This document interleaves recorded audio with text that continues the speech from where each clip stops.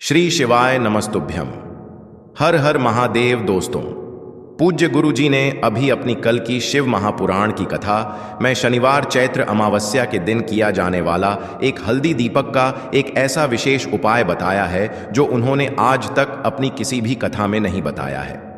पूज्य गुरु जी ने कहा कि जब आपके हाथ तंग चल रहे हो, जब रुपए पैसे कहीं से प्राप्त ही ना हो पा रहे हो, जीवन में चारों तरफ से सिर्फ और सिर्फ परेशानियां आ गई हो, उनसे बाहर निकलने का कोई रास्ता ना दिखाई दे रहा हो, तो 19 मार्च 2025 शनिवार प्रदोष के दिन कर लेना एक हल्दी दीपक वाला।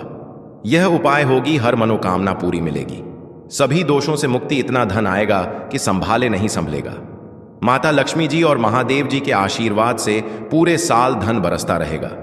दोस्तों, जैसा कि आप सभी लोग जानते हैं कि 29 मार्च 2025 यानी शनिवार को पड़ रही है चैत्र महीने की चैत्र अमावस्या।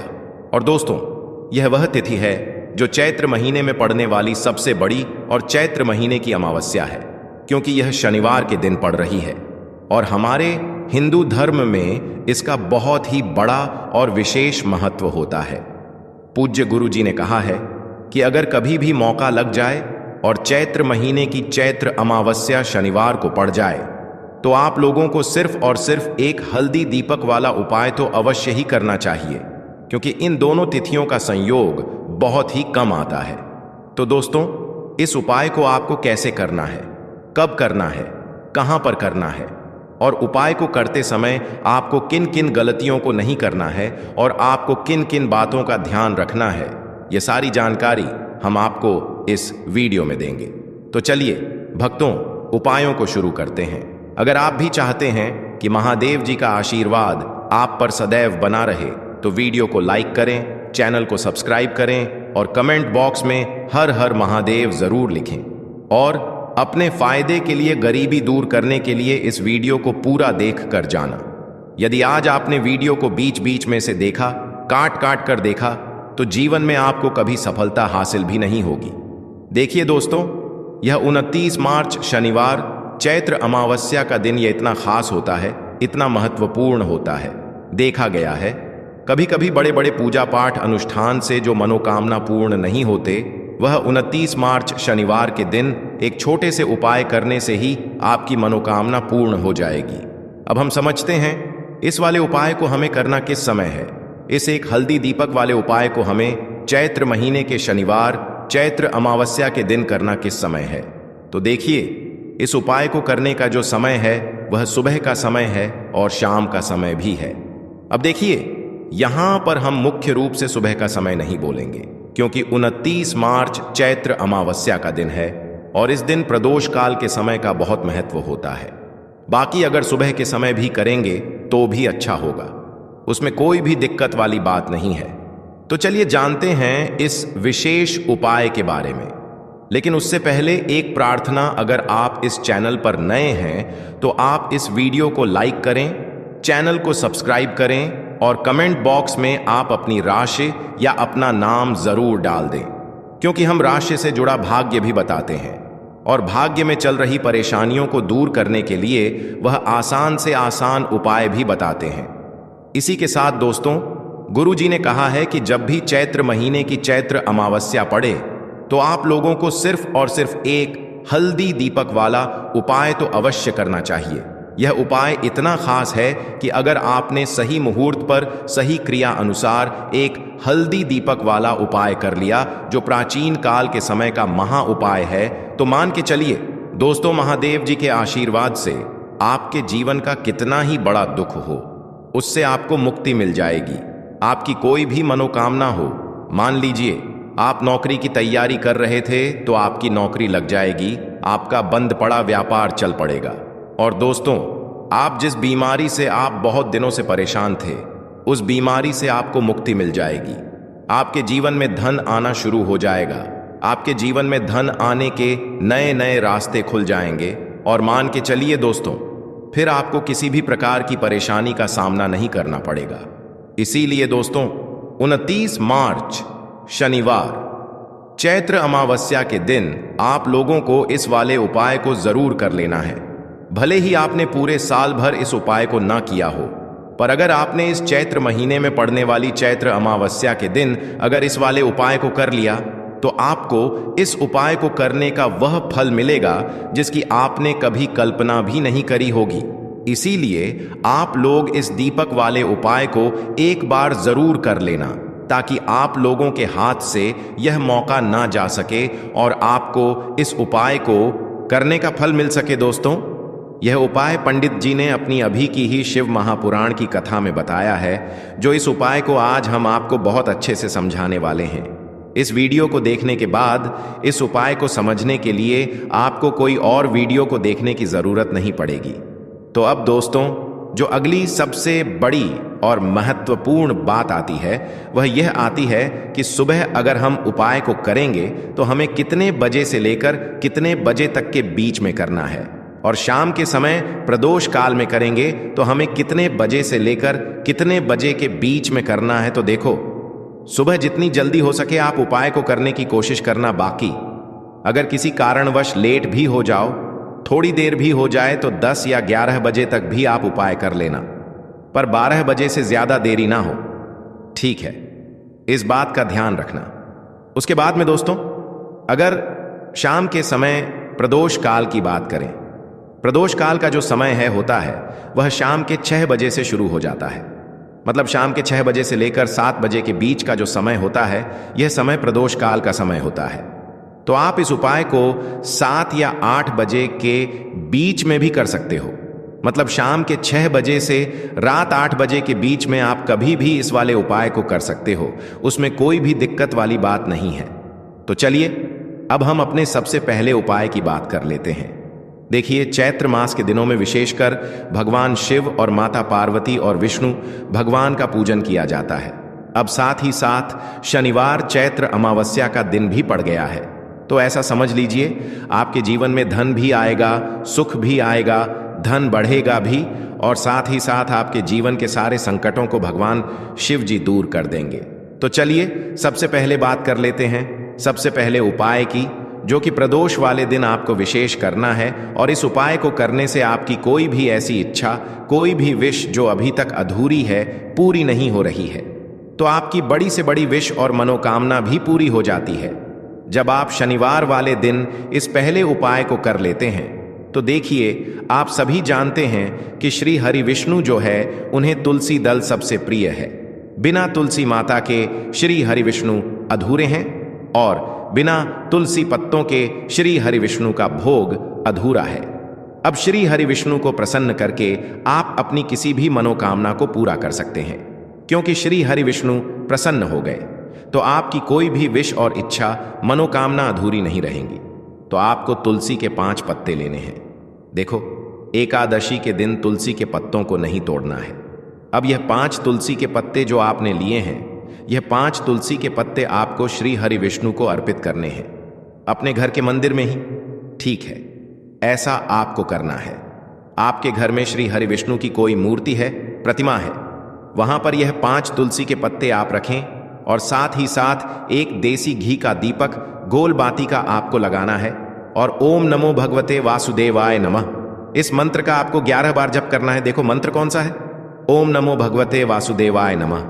और फिर श्री हरि विष्णु से अपनी विश, अपनी इच्छा, अपनी मनोकामना कह देना, और फिर देखना आपकी विश और इच्छा, जो भी आपकी मनोकामना है, जो भी अपने जीवन में आपको चाहिए।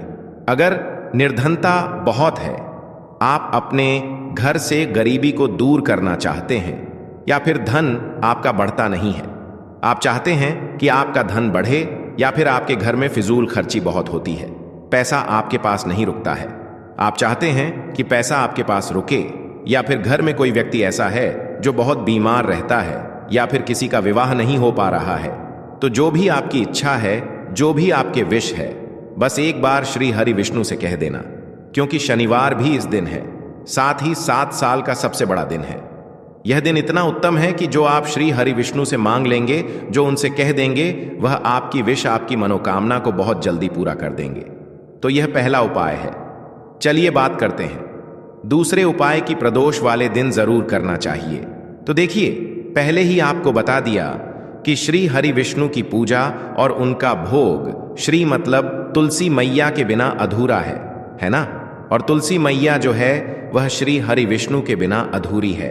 तो देखिए, जब भी आप तुलसी का कोई उपाय करेंगे तो सीधे सीधे आप श्री हरि विष्णु को प्रसन्न कर लेते हैं। अब व्यक्ति को, यानी जो भी व्यक्ति है, किस व्यक्ति को कितना धन देना है, यह श्री हरि विष्णु के हाथ में होता है। धन देने का काम मां लक्ष्मी करती है, जो कि मां तुलसी का ही एक रूप है। मां तुलसी जो है यह माता लक्ष्मी का ही स्वरूप है ना? तो आपको करना क्या है? आपको लेनी है यहां पर हल्दी पिसी हुई, जो कि श्री हरि विष्णु से जुड़ी हुई है, आपके गुरु ग्रह से जुड़ी हुई है, आपकी कुंडली में गुरु को मजबूत करती है, सुख सौभाग्य को खींचने का काम करती है, धन को बढ़ाने का काम करती है। तो एक चुटकी पिसी हुई हल्दी आपको लेनी है, और यह पिसी हुई सूखी हल्दी ही आपको अपने गमले में, तुलसी का पौधा जिस गमले में लगा है उसमें अच्छे से इस हल्दी को डालना है, ठीक है ना? और ओम नमो भगवते वासुदेवाय नमः इस मंत्र का जाप करना है। कितनी बार? कम से कम 11 बार जाप करना है। ओम नमो भगवते वासुदेवाय नमः इस मंत्र का जाप करते रहना है। और हल्के हल्के से तुलसी के पौधे में आपको पूरे गमले में पीसी हुई हल्दी का छिड़काव करना है। तो देखिए, जो व्यक्ति इस उपाय को चैत्र अमावस्या के दिन कर लेता है, ऐसा समझ लीजिए अपने जीवन से नहीं आने वाली 7 पीढ़ियों के जीवन से निर्धनता और गरीबी को दूर कर देता है। क्योंकि हल्दी जो है ना, यह साधारण नहीं है। हल्दी इतनी उत्तम होती है कि रातों रात आपके जीवन में चमत्कार करती है। आपने देखा होगा कि कोई भी शादी होती है, विवाह होता है ना? कोई भी ऐसा शुभ काम हम करते हैं उसमें हल्दी जरूर लेते हैं। गृह प्रवेश जब हम करते हैं तो हल्दी के स्वास्तिक का निर्माण करते हैं। कोई भी अच्छा काम करने जा रहे हैं, हल्दी उसमें लेते हैं। और हल्दी जो है यह आपके गुरु ग्रह को मजबूत कर देती है। अगर कुंडली में गुरु कहीं ना कहीं मजबूत है तो इससे उत्तम उपाय आपको ऐसा समझिए, चैत्र अमावस्या का मिलेगा नहीं। बहुत ही उत्तम उपाय है। तुलसी के गमले में एक चुटकी पीसी हुई हल्दी डालना है, तो यह बहुत ही उत्तम उपाय है। इस उपाय को आप जरूर करें। प्रदोष वाले दिन और साल का सबसे बड़ा यह दिन है। तो इस उपाय को करने से श्री हरि विष्णु और महादेव आपसे न केवल प्रसन्न होते हैं, आपसे इतना प्रसन्न हो जाते हैं कि जीवन में कभी आपके गरीबी और निर्धनता को नहीं आने देते हैं। चलिए अब बात कर लेते हैं अपने तीसरे उपाय की, जो कि मुख्य द्वार से जुड़ा हुआ है। और यह उपाय है स्थिर लक्ष्मी के वास के लिए। ऐसा पैसा आपके घर में आएगा जो आपके घर में ही रुकेगा। ऐसा पैसा कभी आपके घर में नहीं आएगा जो आपके घर से जाएगा और विशेषकर फिजूल खर्ची में जाएगा। अब आधे से ज्यादा लोगों की यही समस्या होती है कि घर में पैसा तो आता है लेकिन बहुत जल्दी घर से चला जाता है या फिर फिजूल खर्ची में चला जाता है। तो धन की बर्बादी जिन लोगों के घर में हो रही है उन्हें विशेषकर यह तीसरा उपाय करना है, या जिन लोगों के पास बिल्कुल पैसा आना बंद हो गया है, सर पर लगातार कर्जा बढ़ रहा है, उन्हें भी यह विशेष तीसरा उपाय करना है। तो देखिए, आपको फिर से क्या लेना है? हल्दी लेनी है पीसी हुई, जो कि श्री हरि विष्णु से ही जुड़ी हुई है ना? पीसी हुई हल्दी लेनी है और थोड़ा सा पानी डालकर उसका गाढ़ा गाढ़ा आपको पेस्ट बना लेना है। अब इसी हल्दी से आपको अपने घर में स्वास्तिक बनाने हैं। कितने स्वास्तिक? एक स्वास्तिक आपको बनाना है अपनी तिजोरी पर, जिसमें आप पैसा रखते हैं। चाहे तो आप संदूक में रखते हैं, अलमारी में रखते हैं, जिस चीज में भी पैसा रखते हैं, बस वहां पर हल्दी से एक स्वास्तिक बनाना है। दूसरा स्वास्तिक आपको कहां बनाना है? अपने घर के मंदिर में है ना? और 2 स्वास्तिक आपको बनाने हैं अपने घर के मुख्य द्वार पर बाहर की तरफ। हल्दी से 4 स्वास्तिक आपको बनाने हैं। 2 स्वास्तिक मुख्य द्वार पर बाहर की तरफ एक तिजोरी पर है ना, और एक अपने घर के मंदिर में। बस यह उपाय आपने अगर प्रदोष वाले दिन कर लिया तो देखिए, जो धन की तिजोरी है उसमें पैसा भरा रहेगा। कभी भी धन की तिजोरी धन से खाली नहीं होगी, क्योंकि जहां पर हल्दी का स्वास्तिक एक होता है वहां कभी धन की कमी नहीं होती है। हमेशा वहां पर धन की देवी माता लक्ष्मी वास करती हैं, क्योंकि हल्दी किससे जुड़ी हुई है? श्री हरि विष्णु से। और मां लक्ष्मी कहां होती है? जहां श्री हरि विष्णु वास करते हैं। अब बात करें कि आपके घर का मंदिर जो है उसमें अगर आप एक स्वास्तिक बनाते हैं तो आपके घर से ऊर्जा जो है पूरे में ऊर्जा फैलती है ना। तो आपके घर में पॉजिटिव एनर्जी बढ़ती है, सकारात्मक ऊर्जा बढ़ाती है। जब आप अपने घर के मंदिर में हल्दी का स्वस्तिक बनाते हैं, आपके घर से बुरी शक्तियां, नेगेटिव एनर्जी जैसी चीजें बिल्कुल आपके घर में नहीं रुकती हैं। मुख्य द्वार तो इतना उत्तम होता है कि मुख्य द्वार से ही मां लक्ष्मी की नजर सबसे पहले आपके मुख्य द्वार पर ही पड़ती है। और मुख्य द्वार पर अगर आपने हल्दी के स्वस्तिक बना दिए तो मां लक्ष्मी देखते ही प्रसन्न हो जाती है, क्योंकि यह श्री हरि विष्णु से जुड़ी हुई है ना। और हल्दी के स्वास्तिक जहां पर जो व्यक्ति अपने घर के मुख्य द्वार पर बनाते हैं, ऐसा समझ लीजिए मां लक्ष्मी उनके घर में वास करती ही करती है और कभी भी ऐसे घर को फिर छोड़कर नहीं जाती है। स्थिर लक्ष्मी का वास आपके घर में होगा। यह हल्दी के स्वास्तिक वाला उपाय प्रदोष के दिन बहुत ही उत्तम है। साथ ही साथ कोशिश करें कि इस दिन गाय माता को हरी घास अवश्य खिलाएं। अगर आपको हमारी यह वीडियो पसंद आई हो तो हमारे इस वीडियो को लाइक करें, चैनल को सब्सक्राइब करें, कमेंट बॉक्स में लिखें हर हर महादेव, जय मां लक्ष्मी।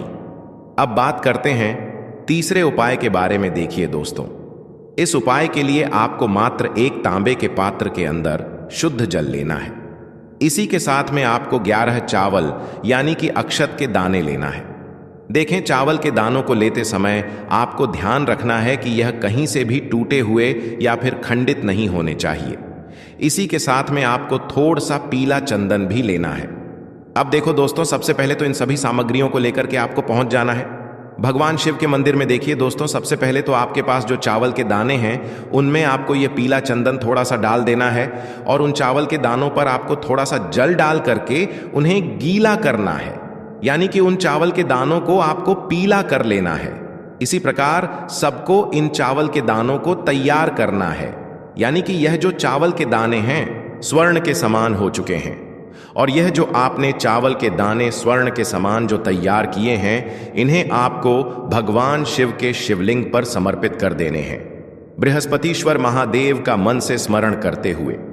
देखो, गुरुजी ने बताया है कि जो भी व्यक्ति पीले चंदन से युक्त इन चावल को तैयार करके शिवलिंग पर शनिवार के दिन इस प्रकार से समर्पित कर देता है, उसके जीवन में जितना भी दुर्भाग्य है वह सभी दूर होने लगता है और जीवन की जो दरिद्रता है उससे भी उसको मुक्ति मिलने लगती है। अब दोस्तों, अंत में जो आपके पास एक तांबे के पात्र के अंदर जल है, इसे भी आपको भगवान शिव के शिवलिंग पर अर्पित कर देना है।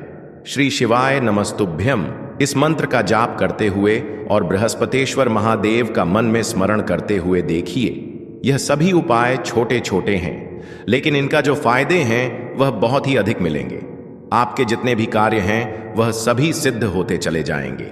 आपके जितने भी कार्य में आपको रुकावटें आ रही हैं, बस सभी दूर होती जाएंगी। दोस्तों, अब हम बात कर लेते हैं चौथे विशेष उपाय के बारे में। इस उपाय के लिए आपको लेना है 11 चावल के दाने। गुरुजी ने कहा है चावल के दाने खंडित नहीं लेने हैं, बिल्कुल साबुत होने चाहिए। उसके साथ में आपको लेना है एक बेलपत्र। बेलपत्र का भी एक नियम है, अगर आपके पास बेलपत्र नहीं है तो आप शिवलिंग से उठाकर उसको पुनः शुद्ध जल से धोकर इस्तेमाल कर सकते हैं। इस प्रकार आपको बेलपत्र लेना है। इसके बाद आपको एक लोटा जल लेना है। अब यह सब सामग्री लेकर आपको जाना है महादेव के मंदिर में। देखो, अब आपको उत्तर साइड में खड़े हो जाना है और सबसे पहले आपको एक बेलपत्र अपने हाथ पर और 11 चावल दाने रखकर शिवलिंग के ऊपर अपना नाम और गोत्र बोलते हुए समर्पित कर देना है और ओम नमः शिवाय, श्री शिवाय नमस्तुभ्यम का लगातार जाप करना है। अब आपको जो एक लोटा जल साथ में लेकर आए थे उसे धीरे धीरे बेलपत्र और चावल दाने के ठीक ऊपर आपको समर्पित करते जाना है और शिव पुराण के मूल मंत्र श्री शिवाय नमस्तुभ्यम का 11 बार जाप करना है और अपनी मनोकामना बोलते जाना है। देखो, बस छोटा सा उपाय करना है। अब बात करते हैं अगले उपाय के बारे में। देखिए दोस्तों, यदि आपके जीवन में आर्थिक संकट बहुत अधिक हो रहे हैं, धन की समस्या लगातार जीवन में बनी हुई है, 1-1 रुपयों को प्राप्त करने के लिए आपको बहुत अधिक मेहनत कर रहे हैं, तो आज रात्रि में सोने से पहले आपको यह एक चमत्कारी दीपक का उपाय अवश्य करना है। या फिर यदि आपका जो व्यापार है, बिजनेस है, दुकान है, वह अच्छे से नहीं चल पा रही है, तो आज रात्रि में इस विशेष दीपक का उपाय आपको अवश्य करना चाहिए। देखो दोस्तों, दीपक हमारे घर में सभी नकारात्मक शक्ति को बाहर करता है। यह उपाय आपको साल में केवल एक बार करने का ही मौका मिलता है। देखिए, इस उपाय के लिए आपको तुलसी जी की जो सूखी लकड़ी होती है उसे ले लेना है। देखिए दोस्तों, यदि आपके पास पुरानी तुलसी जी की लकड़ी है तो उसे आप ले सकते हैं, और यदि आपके घर में तुलसी जी जो लकड़ी है वह सूखी हुई है तो उसकी लकड़ी आप तोड़ करके इस्तेमाल कर सकते हैं।